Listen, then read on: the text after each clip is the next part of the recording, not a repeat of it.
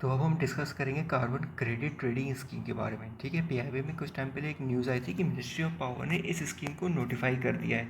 ठीक है, और एक काफ़ी इंपॉर्टेंट न्यूज़ थी कि वर्ल्ड बैंक जो है वो $1.5 बिलियन की फाइनेंसिंग प्रोवाइड करेगा to accelerate India's development of low carbon energy.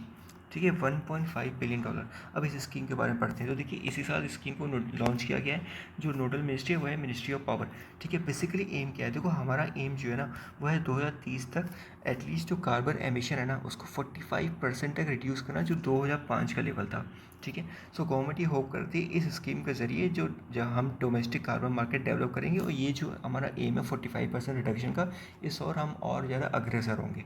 ठीक है, की फीचर की बात करें तो की फीचर का पहला इंपॉर्टेंट फीचर ये है कि सेंट्रल गवर्नमेंट जो है वो नेशनल स्टीयरिंग कमेटी बनाएगी, जिसमें 20 से 22 मेंबर होंगे।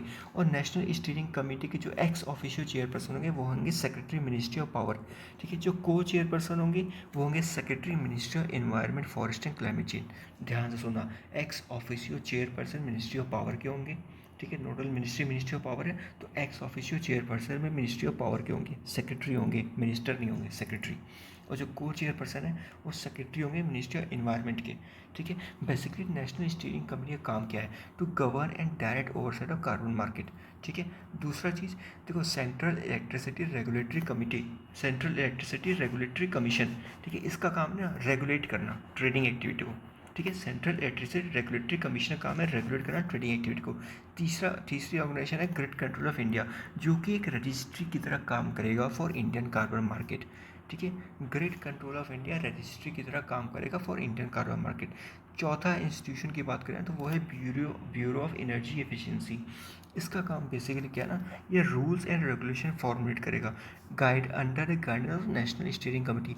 नेशनल स्टीयरिंग कमेटी के गाइडेंस के अंदर ये रूल्स एंड रेगुलेशन फॉर्म करेगा। सेक्टर्स को आइडेंटिफाई करेगा कौन कौन से सेक्टर एलिजिबल है इस स्कीम में। ठीक है, और कार्बन क्रेडिट सर्टिफिकेट इशू करेगा। बहुत इंपॉर्टेंट चीज़ है, इशू कौन करेगा, bureau of energy efficiency issue करेगा। रेगुलेट कौन करेगा, तो रेगुलेटरी काम आपका सेंट्रल इलेक्ट्रिसिटी रेगुलेटरी कमीशन का है। ठीक है, ग्रिड कंट्रोलर रजिस्ट्री की तरह काम करेगा। ठीक है, दो तीन चीज़ इंपॉर्टेंट चीज़ थी, इसमें हमने देख लिया। अभी और कुछ इसमें कुछ नया अपडेट आएगा तो वो भी हम देखा जाएगा। ठीक है, लेकिन अभी के लिए इतना बहुत है। Thank you.